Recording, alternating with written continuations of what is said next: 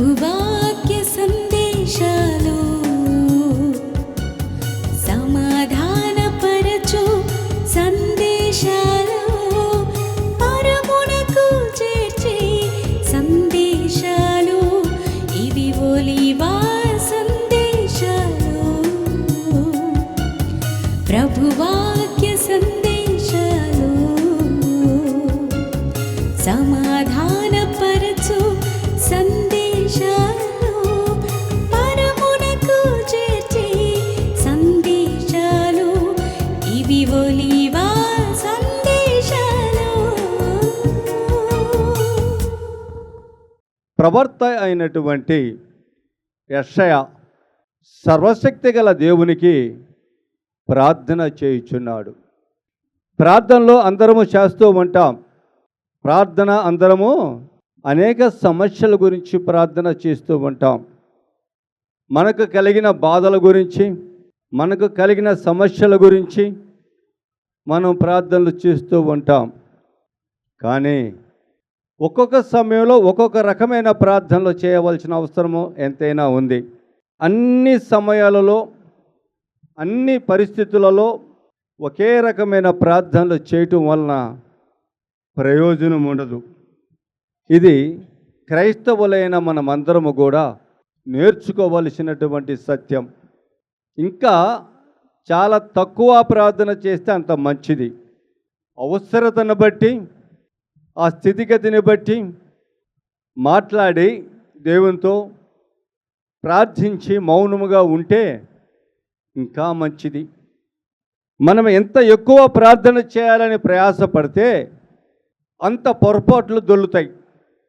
అంత పొరపాట్లు దొల్లికొంది ఆ ప్రార్థనకు జవాబు రాకపోవచ్చు. పరిశుద్ధ గ్రంథంలో చాలా వరకు మనం చూస్తున్నాం. చాలా చిన్న చిన్న ప్రార్థనలు చాలామంది చేసినట్టు, ఆ చిన్న చిన్న ప్రార్థనలకు జవాబు పొందినట్టు, ఆ చిన్న ప్రార్థన ద్వారా అనేక అద్భుతాలు వాళ్ళ జీవితాలలో జరిగించినట్టు దేవుడు చూస్తూ ఉన్నాం. నా ప్రియ సహోదరి సహోదరుడా, ఇక్కడ యెషయా ప్రవక్త కూడా ఒక దర్శనం చూశాడు.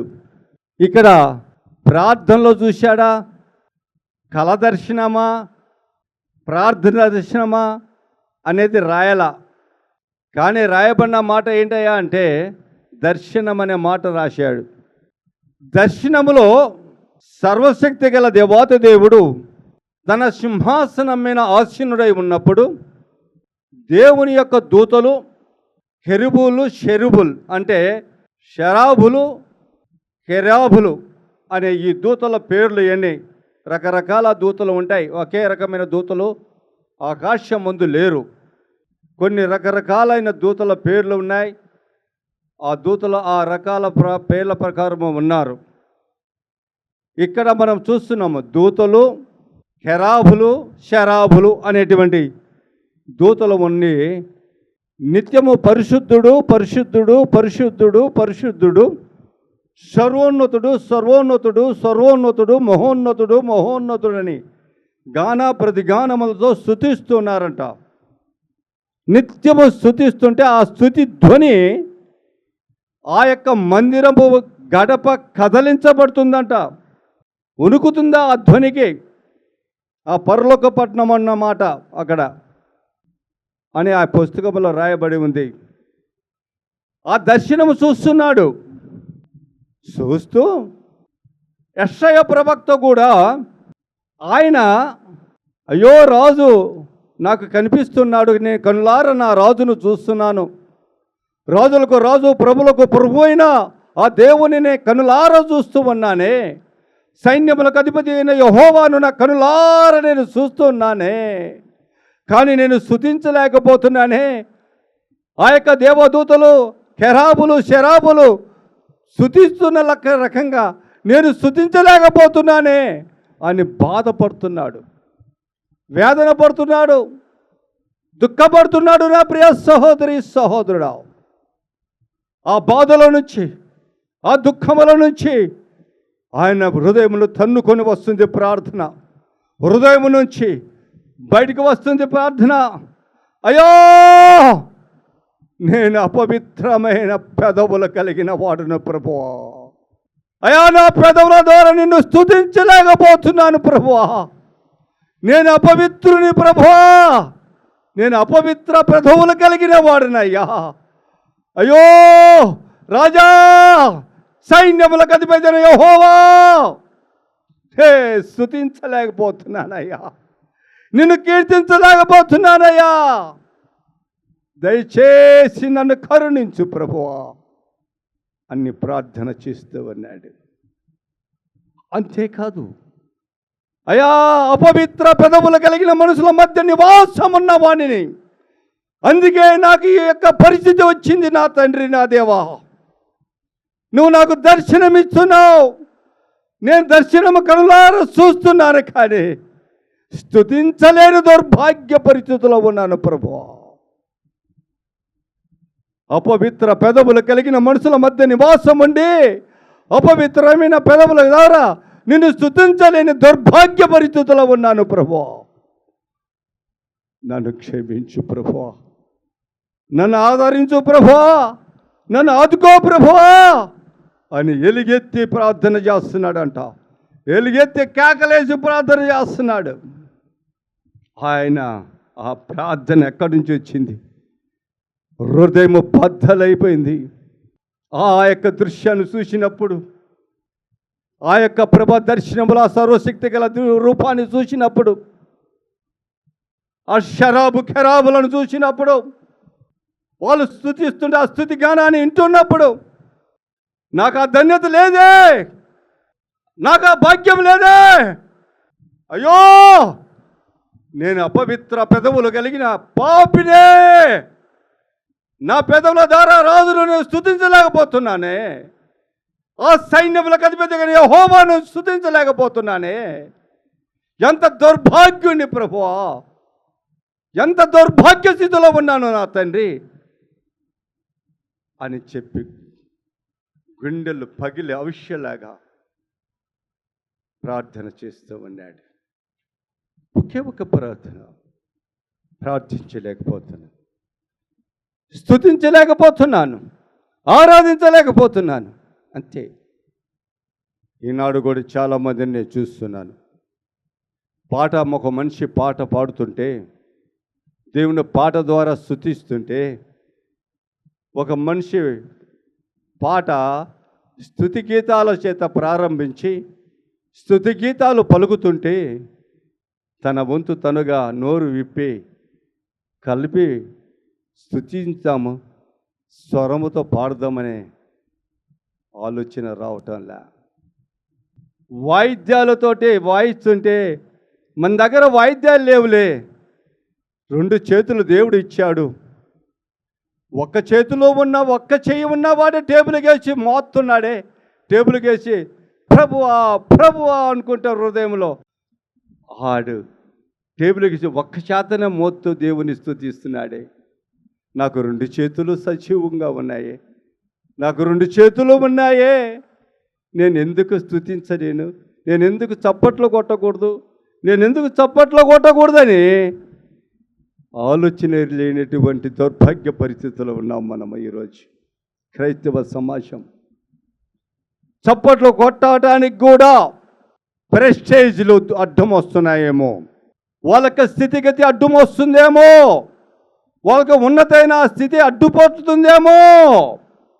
కొంతమందికి అయితే చప్పట్లు కొట్టడానికి చేతులు లేకనే బాధపడుతూ ఏడుస్తున్న వారు మరి కొంతమంది, చేతులు ఉండి చప్పట్లు కొట్టలేని వారు కొంతమంది, నోరుండి పెదవులు ఉండి దేవుణ్ణి స్తుతించలేని దౌర్భాగ్య పరిస్థితుల్లో ఉన్నవారు కొంతమంది, అన్నీ ఉండి కూడా స్తుతించలేని పరిస్థితి కొంతమంది. ఆ పెదవులు ఆ నాలుక లేక స్తుతించలేక మూగవారై దేవుని సన్నిధిలో హృదయంతో ఆత్మతో మూలుగులతో దేవుని స్తుతించేవారు మరి కొంతమంది ఈ సమాజంలో మనము చూస్తూ ఉన్నాం. ఆలోచన చేయండి. ఇక్కడ ఉన్న వారులారా, ఈ టీవీ ఛానళ్ళ ద్వారా వింటున్న వారులారా, ఆ యొక్క దర్శనము చూసినప్పుడు ఆ యెషయా ప్రవర్త తల్లడిల్లిపోతున్నాడంట. ఆ యొక్క దేవదూతలు కెరాబులు శరాబులు ఆ సర్వశక్తి గల దేవుణ్ణి స్తుతిస్తుంటే అయ్యో నేను స్తుతించలేకపోతున్నానే, నా పెదల ద్వారా నేను స్తుతించలేకపోతున్నానే, నా నాలుకో ద్వారా నేను స్తుతించలేకపోతున్నానే అని ఆయన రోధిస్తున్నాడు. గుండె పగిలిపోయేటట్టు రోధిస్తూ ప్రార్థన చేస్తున్నాడు. ఆలోచన చేయండి. ఒక్కొక్క మనిషికి ఒక్కొక్క ఆలోచన, ఒక్కొక్క మనిషికి ఒక్కొక్క తలంపు. దేవుడు ఎలా ఇచ్చి వాళ్ళని, ఎలా లేపి వాళ్ళని ఎంత గొప్ప వారిగా వాడుకున్నారో, ఎంత గొప్ప వ్యక్తులుగా సమాజంలో నిలబెట్టాడో ఒక్కసారి ఆలోచన చేయండి. ఈరోజు ఎందుకంటే ఇటువంటి సంగతులన్నీ ఇక్కడ పరిశుద్ధ గ్రంథంలో పొందుపరిచారంటే నువ్వు నేను చదువుకొని గ్రహించి అనుసరించి నడవటానికి, మనలో ఉన్న లోపాలను తీసివేసుకోవటానికి, మనలో ఉన్న అహంకార స్వభావాలను తీసివేసుకొని దేవుని సన్నిధిలో తగ్గింపు స్వభావంతో వచ్చి దేవునితో నోటితోనూ నాలుకతోనూ పెదవులతోనూ చేతులతో చప్పట్లు కొట్టి దేవుని మహిమపరచాలని ఇటువంటి యొక్క సత్యమైన నిజమైన సజీవమైన వాక్యములు పరిశుద్ధ గ్రంథములో లిఖించబడినవి. నీ కొరకు నా కొరకే నా ప్రియ సహోదరి సహోదరుడా, అర్థం చేసుకోండి, గ్రహించండి. మౌనంగా ఉంటే నీకేమి రాదు, చప్పట్లో కొట్టకపోతే నీకేమి రాదు.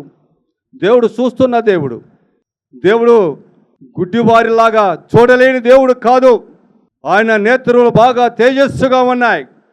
పక్షిరాజు కన్నా తేజస్సు కలిగినటువంటి కన్ని దృష్టి కలిగిన వాడు నా దేవుడు. దృష్టి లేనివాడు కాదు నా దేవుడు. కనులుండి చూడలేనివాడు వాడు కాదు నా దేవుడు. చెవులుండి వినలేనివాడు కాదు నా దేవుడు. నువ్వు చప్పట్లు కొడుతున్నావా లేదా అని, నీ చప్పట్ల ధ్వని వినలేని చెవులు లేని నా దేవుడు కాదు. నా దేవుడు ఆత్మస్వరూపుడై ఉన్న దేవుడు. రాయి కాదు, రప్ప కాదు, మనుషులు చేసిన విగ్రహం అంతకన్నా కాదు. నా ప్రియ సహోదరి సహోదరుడా, నిన్ను నన్ను మనందరినీ చూస్తున్న దేవుడు, తేరి చూస్తున్న దేవుడు. మన గర్విష్ఠతనాన్ని, మన అహంకార స్వభావాన్ని, మన పొగురుబోతుతనాన్ని చూస్తున్న దేవుడు, చూస్తున్న దేవుడు. యేసు ప్రభు శిష్యుడైన మత్తయ్య ద్వారా పరిశుద్ధాత్మ దేవుడు రాయించిన ఒక మాట నేను మీకు చెప్పాలని ఆశపడుతున్నాను. చూడండి, మత్తయి సువార్త 15వ అధ్యాయం 11వ వచనం. నోట పడునది మనుషుని అపవిత్రపరచదు, కానీ నోట నుండి బయటికి వచ్చినదే మనుషుని అపవిత్రపరచును. Praise lord.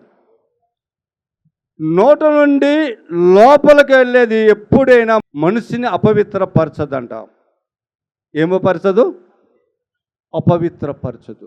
బయట నుంచి ఏది మనం అంటే ఏ ఆహార పదార్థము నోటి ద్వారానే కదా మనం తినేది. ఏ పదార్థమైనా ఏదైనా ఏ అయినా పానీయాలైనా తాగటం దేంట్లో నుంచి తాగుతాం? నోటి ద్వారా, నాలుగు ద్వారా, పెదవుల ద్వారానేగా. కానీ అవి సరాసరి ఎక్కడికి వెళ్తాయి? కడుపులోనికి వెళ్తాయి. కడుపు శరీరాని కోసమే మనం తింటాము, తాగుతాం. అవి మనిషికి హాని చేయవు, అవి అపవిత్రము పరచవు. కానీ మనిషి యొక్క హృదయం నుంచి వచ్చే, అంటే నోటి నుంచి బయటకు వచ్చే ఏంటి? హృదయం నుంచి బయటకు వస్తాయి. ఎక్కడి నుంచి వస్తాయి? హృదయం నుంచి బయటకు వస్తాయి. అవి మనిషిని అపవిత్రపరుస్తాయంట. అంటే పెదవుల ద్వారా వచ్చేవి మాత్రమే, నాలుక ద్వారా మాట్లాడే మాటలు, ఆలోచనలు, తలంపులు దూషణకరమైనవి, అబద్ధములు, బొంకటము, ఇవన్నీ కూడా బయటికి వస్తాయి హృదయం నుంచి. ఈ చరిత్ర వినాలంటే మార్కు సువార్త 7వ అధ్యాయం 21 నుంచి 22 వరకు ఇంటికి వెళ్ళి చదువుకోండి. Praise Lord. ఇంటికి వెళ్ళి చదువుకోండి. ఇప్పుడు మత్తయి సువార్త 12వ అధ్యాయము 34వ వచనం చదువు. సర్ప సంతానమా, మీరు చెడ్డవారై ఉండి ఎలాగూ మంచి మాటలు పలుకుతారు? హృదయము నిండి ఉన్న దానిని బట్టే మీరు మాట్లాడుతారు. Praise Lord. ఎంత చక్కగా మాట్లాడుతున్నాడు, చక్కగా రాయించాడు మత్తయి ద్వారా పరిశుద్ధాత్మ దేవుడు. ఆనాడు ప్రభువైన యేసుక్రీస్తు వారు బోధించిన సువార్త ఇది. 4 సువార్తలు గుర్తు చేసి పరిశుద్ధాత్మ దేవుడు మళ్ళా మత్తయి ద్వారా రాయించాడు. సర్ప సంతానమా, సర్ప సంతానమా అంటే వాడు హంతకుడు, అబద్ధకుడు, మోసగాడు, దగాకోడు, నిత్యము అసత్యాలు మాట్లాడేవాడు. అవి ఎక్కడి నుంచి వస్తాయి? హృదయం నుంచే వస్తాయి. నీ హృదయంలో ఏది నింపబడి ఉందో అయ్యే బయటికి వస్తాయి. అవి హేయమైనవి, నిన్ను పాడు చేస్తాయి, నిన్ను దేవుని స్తుతించేలాగా చెయ్యవు. ఆ మాటలు, ఆ యొక్క నీ పెదలో నుంచి, నీ నాలుక నుంచి మాట్లాడే మాటలు యావత్తు కూడా దేవుని స్తుతించకపోవటానికి కారణం అయ్యే, దేవుని సన్నిధికి రాకపోవటానికి కారణం అవే. దేవుని సన్నిధికి వచ్చే వాక్యం వినాలి, వాక్యం చదవాలి, దేవుని సన్నిధికి వచ్చే పాటలు పాడాలి, దేవుని సన్నిధికి వచ్చే స్తుతి గీతాలు పాడాలి, దేవుని స్తుతించాలి, దేవుని సన్నిధికి వచ్చే చప్పట్లు కొట్టాలి. ఎంత కూడా దేవుని యొక్క మహిమపరిచే విధానంలో ఉంటుంది కనుక దేవునికి దూరంగా ఉంటే పోలా. ఒక మందిరానికి వచ్చిన కానీ నోరిప్పకుండా ఉంటే పోలా అని నువ్వు అనుకుంటున్నావు, కానీ అది నీది కాదు. సర్ప సంతానమా అంటే అపవాది కుమార్తె కుమారుడా, నువ్వు నా సన్నిధికి వచ్చి నీ నోరు విప్పకుండా, పెదవులు విప్పకుండా, నువ్వు పెదవులు విప్పితే అబద్ధం ఆడతావు, నువ్వు పెదవులు విప్పితే మోసపు మాటలు మాట్లాడతావు, పలికి రాని మాటలు మాట్లాడతావు, ఉచ్చరించరాని ఉచితరమైన మాటలు మాట్లాడి నన్ను స్తుతించడానికి నీ పెదవులు పనికిరావు, నన్ను ఆరాధించడానికి నీ నాలుక పనికిరాదు, నా మాటలు చదవటానికి నీ నాలుక పనికిరాదు, నీ పెదవులు పనికిరావు. కనుక నువ్వు ఉచ్చరించలేవు.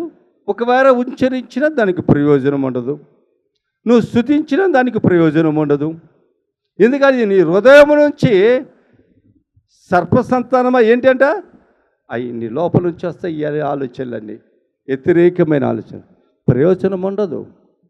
అపవిత్రత కలిగినటువంటి పెదవులు, అపవిత్రత కలిగినటువంటి నాలుక ద్వారా మనము దేవుని స్తుతించిన, దేవుని ఆరాధించిన ప్రయోజనము ఉండదు. ఇది సత్యం. ఒకరోజు సముద్ర తీరమున ప్రభువైన యేసుక్రీస్తు వారు ఉన్నప్పుడు ప్రజలందరూ పలాని చోట సముద్ర తీరమున యేసు ప్రభు ఉన్నారు నా సరస్సు తీరన అని చెప్పి తెలుసుకున్నప్పుడు ఆ ప్రాంతంలో ఉన్న వాళ్ళందరూ, ఆ గ్రామం దగ్గరలో ఉన్న గ్రామాలు, పట్టణాలు వాళ్ళందరూ ఆయన దగ్గరికి పరిగెత్తుకొని వచ్చారంట. ఆ జనాభాను చూసి అయ్యో వీళ్ళు కాపరు లేని వారుగా, చెదిరిపోయిన వారి గొర్రెల వరే ఉన్నారే అని కనికరపడి వారికి దేవుడు యేసుప్రభు వారు బోధించడం ప్రారంభించారంట. ఒకరి మీద ఒకరు పడుతుంటే అక్కడ 2 దోణీలు ఉంటే ఒక దూనె ఎక్కి వాళ్ళు వలలో జాడించుకుంటున్నారంట. అయ్యా కొద్దిగా నీళ్ళలోకి తోయిరా అన్నారంట. తోసారంట. ఆ దోణిలో కూర్చొని ఆ మీన పడకుండా షేప్గా ఆయన ఆ ఒడ్డు మీద ఉన్న వాళ్ళందరికీ బోధిస్తూ ఉన్నాడంట. Praise the Lord. బోధించిన తర్వాత అయిపోయిన తర్వాత ఆ బోధ అంతా చూశాడు, గమనించాడు. ఆ దోణిలో చేపలు లేవు, వలలు జాడించుకుంటున్నారు కానీ ఆ దోణిలో చేపలు లేవు. రాత్రంతా పట్టిన చేపలు ఏమైనాయి? లేవు అక్కడ ఆ దోణిలో. అప్పుడు దేవుడు యేసుప్రభు వారు అయ్యో రాత్రంతా శ్రమ పన్నారు కానీ వీళ్ళకి చేపలు దొరకలే. ప్రైజ్ ది లార్డ్ అనుకున్నాడు. ఆ దోణి గల వ్యక్తితో అంటున్నాడు, అయ్యా కొద్దిగా దోణి లోపలికి ముందుకు పోనివయ్యా అన్నాడంట. అయ్యా పోనిచ్చాడు. మీ వలలు వేయండి చేపలు పట్టడానికి అన్నాడంట. అప్పుడు అంటున్నాడంట ఆ సీమోను పేతురు, అయ్యా రాత్రంతా శ్రమ పడినాము కానీ ఒక్క చేప పడలేదయ్యా అన్నాడంట. అయినా అక్కడ ఒక మాట అండర్లైన్ ఉంటుంది, అయినా నీ మాట చొప్పున వల వేసేదము అన్నాడు. Praise Lord. ఏమన్నాడు? నీ మాట చొప్పున వల వేసేద్దాం అంటే నీ మాట ఇంట. రాత్రంతా శ్రమ పడినా కానీ నాకు తెలుసు ఈ సముద్రంలో ఎక్కడ ఏ లోతులో ఏ శాపం ఉంటుందో ఎలా ఉంటాయో నాకు తెలుసు. కానీ అవన్నీ నేను ప్రయత్నం చేశాను, కానీ నేను విఫలమైపోయా. నాకు ఒక్కటి పల్లె, నిస్సహాయపరుడిగా ఉండిపోయా. ఈరోజు మీరు చెప్తున్నారు కదా, మీరు బోధకులు కదా, దేవుని యొక్క పరిచారం చేయుచున్న బోధకులు కదా, నేను మీ మాట మీద విశ్వాసం ఇస్తున్నా. మీరు చెప్తున్నవారు కనుక మీ మాట ప్రకారం నేను వేస్తా. ఈ రోజుల్లో ఎవరండి ఈ మాటను నమ్మేది? ఎవరండి? అయ్యా నీ జీవితం ఎలా ఉంది, కొద్దిగా మారరాదు, ప్రభు యొద్దకు రారాదు, ప్రభు నిన్ను కనికరిస్తాడని చెప్పితే రారు. చాలామంది వచ్చిన వారు కూడా నీ పద్ధతి మార్చుకో, నువ్వు ఎలా ఉండు జీవించు అని చెప్తే వాళ్ళ జీవన విధానాన్ని మార్చుకోరు, వారు మాట తీరు మార్చుకోరు, వారి ఆలోచన విధానాన్ని మార్చుకోరు. ఎందుకంటే వాళ్ళు సర్పసంతానికి సంబంధించిన వారు. వారు నోరుప్పితే బూతులే, వారు నోరుప్పితే అబద్ధాలే, వారు నోరుప్పితే అబద్ధ సాక్ష్యాలే, వారు నోరుప్పితే ఇతరుల కుటుంబాల మీద నాశనకరమైన మాటలు దూషించడమే. ద్వేష పరులతో ఉంటారు, మందిరాలకు వస్తుంటారు. ప్రయోజనం ఏంటి? వాళ్ళ కుటుంబాలు ఎదగవు, వాళ్ళ కుటుంబాలు ఆశీర్వదింపబడరు, వాళ్ళ పిల్లలు ఆశీర్వదింపబడరు, వాళ్ళ కుటుంబాలలో ఇబ్బందులు ఇరుకులు ఉంటున్నాయి. కారణం ఏంటంటే వాళ్ళు వస్తున్నారు కేవలం నామకార్థ క్రైస్తవ జీవితం జీవిస్తున్నారు, కానీ దేవుని మాటకు లోబడిన వారు అని అర్థం. అక్కడ దేవుని వాక్యాన్ని హృదయంలో పదిలపరుచుకొని జీవించేవారు కారు అని అర్థం అక్కడ. అందుకే ఆయన ప్రార్థన చేస్తున్నాడు యెషయా ప్రవక్త, నేను అపవిత్రాత్మ పదవులు కలిగిన వారి మధ్య నివాసము చేయుచున్న వాడని, అపవిత్ర పెదవులు కలిగిన వాడను అని. Praise Lord. కానీ పేతురు అంటున్నాడు, అయ్యా నీ మాట చొప్పునేస్తా. నువ్వు బోధకుడివి కదా, ఒక సంఘ కాపరి, ఆ సంఘ కాపరి యొక్క స్థితిగతి ఎంతో ఎరిగి కూడా ఆ సంఘ కాపరి ఆత్మతో నింపబడిన వాడై ఉన్నాడా, ఆత్మతో నడిపించుతున్నాడా, ఆత్మతో నడుస్తున్నాడా, నడవటం లేదా అనే సత్యాన్ని గ్రహించలేక, అనేక మంది తెలుసుకొనలేక, అందరినీ ఒకే రకముగా, అందరినీ ఒకే విధముగా వారు ఆలోచన కలిగిన వారై పాటించటంలే. సలహా తీసుకున్నా, సలహా ఇచ్చినా వాళ్ళు పాటించటంలే. కానీ నా ప్రియ సహోదరి సహోదరుడా, ఆయనైతే పాటించాడు. వేశాడు వల. షిమోను పేతురు ఏమేశాడు? యేసు ప్రభు చెప్పిన ప్రకారం, బోధకుడా నువ్వు చెప్పిన ప్రకారం నేను వేస్తున్నానని చెప్పి వేశాడు. వేసి లాగటము మొదలుపెట్టాడు. లాగలేకపోతున్నాడు. ఏం చేస్తున్నాడు? లాగలేకపోతున్నావు, బరువెక్కిపోతుంది. ఒక్కంతగాల పక్కన ఉన్నాన్ని సగ చేశాడు, పిలిచాడు, వచ్చాడు, సహాయం చేయమన్నాడు. ఆడు సహాయం చేస్తున్నాడు. ఆ ఒడ్డున పడినటువంటి ఇంకొక దోణి ఉంది. అరే విస్తారమైన చేపలు పడినట్టు ఉన్నాయి, మేము లాగలేకపోతున్నాం, మీరు రండ్రా అని సైగ చేశాడు.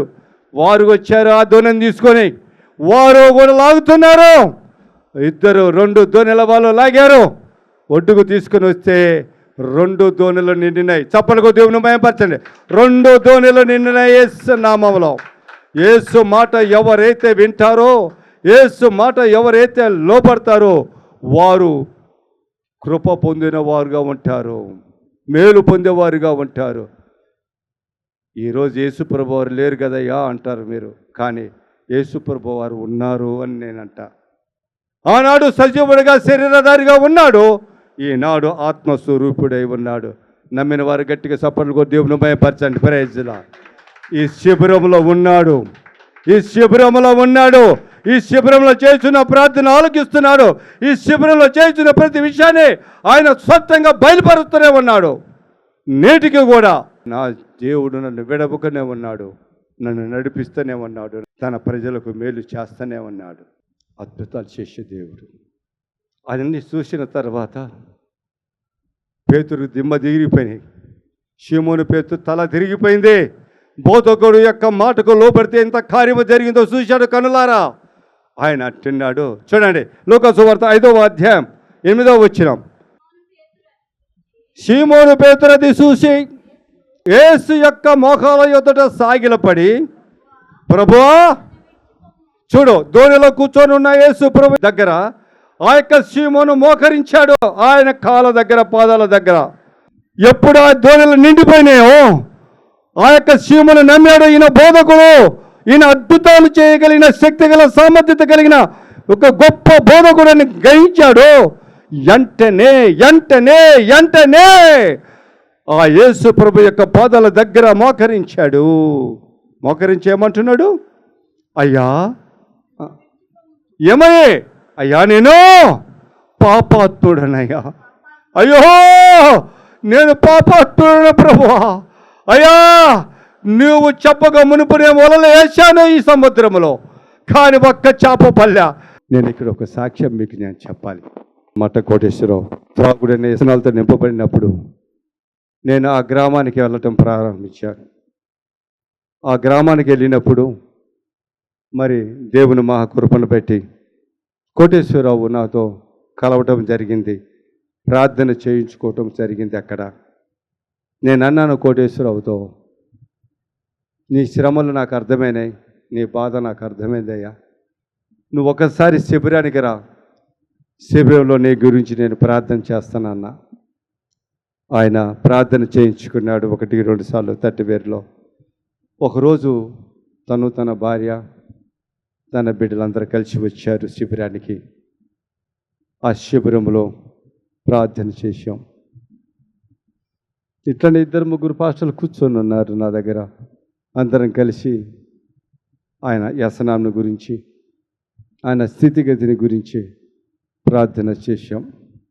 ప్రభువా, మార్చని. దేవుని మహాకృపను బట్టి అతనిలో ఉన్న త్రాగుడైన వ్యసనము వదిలివేశాడు. ఇంకా కొన్ని వ్యసనాలు కూడా ఆయన సర్వశక్తి గల దేవుడు అప్పగించినప్పుడు ఆయనకు అతనిలో నుంచి తీసివేశాడు. కానీ ఆ గ్రామము మనుషులు ఆయన వదల్లా.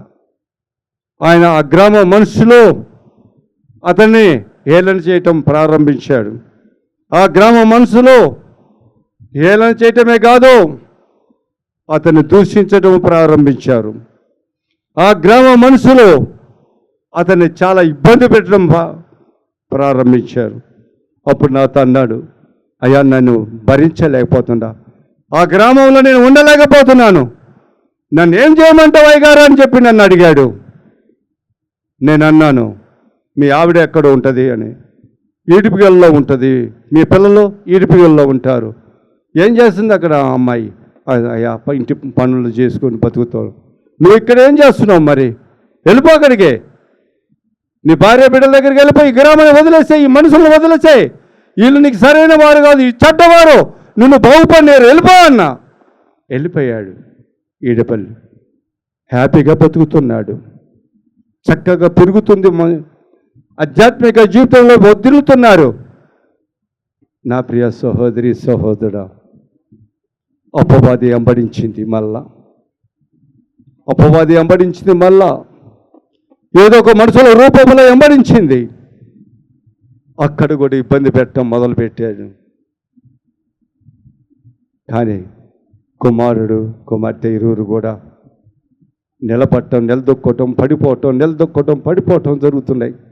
ప్రార్థనలు చేసుకుంటూ వచ్చాను. గత సంవత్సరం చాలా ఇబ్బంది పడినారు, ఆర్థికంగా ఇబ్బంది పడినారు. ఇక్కడికి రావటం తరచుగా మానేస్తూ వచ్చారు. చివరికి రాకుండానే మానేశారు. 4 నెలలు 3-4 నెలలు రాలేదు. ప్రార్థన చేసే దేవుని నామంలో ప్రార్థన వదల్లా. వస్తారని ఎదురు చూస్తూ ఉన్నాను. మళ్ళీ ఆ సర్వశక్తి గల దేవుడు మళ్ళా ప్రేరేపణ కలిగించి మరలా రావటం ప్రారంభించారు.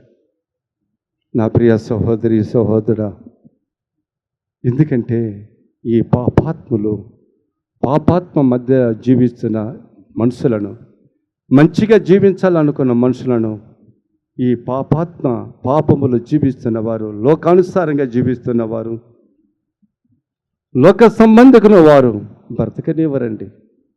బ్రతకనివ్వరు. వారు దేవుని సన్నిధిలో ఎదగనివ్వరు. ఎదుగుతున్నటువంటి పచ్చటి మొక్కను, మొలిచిన మొక్కను, చిగురించిన ఆకును తుంచివేస్తూ వస్తుంటారు. అటువంటి దౌర్భాగ్యమైనటువంటి లోకం అండి ఈ లోకం. ఈ లోకం సామాన్యం కాదు. ఈ లోకం చాలా చెడ్డదండి. ఆలోచన చేయండి. లోకాన్ని విడిచాడు షీమోను. దేవుని మాటకు లోబడ్డాడు. దేవుడు చెప్పిన ప్రకారం విన్నాడు. అద్భుతం చూశాడు జీవితంలో. నేను కూడా మట్ట కోటేశ్వర వాళ్ళ కుటుంబం అద్భుతం చూడాలని ఆశపడుతున్నా. గడిచిన కాలంలో వచ్చిన శోధనలు అన్నిటిని జయించి మరలా అద్భుతమైన నిలదొక్కొని దేవుని దీవెనతో ఆశీర్వాదాలు వర్ధిల్లాలని ఆశపడుతున్నాను. ఆ కుటుంబం వర్ధిల్లునుగాక, ఆ కుటుంబం ఆశీర్వదింపబడునుగాక. ఒలీవ సందేశాలు ప్రభువా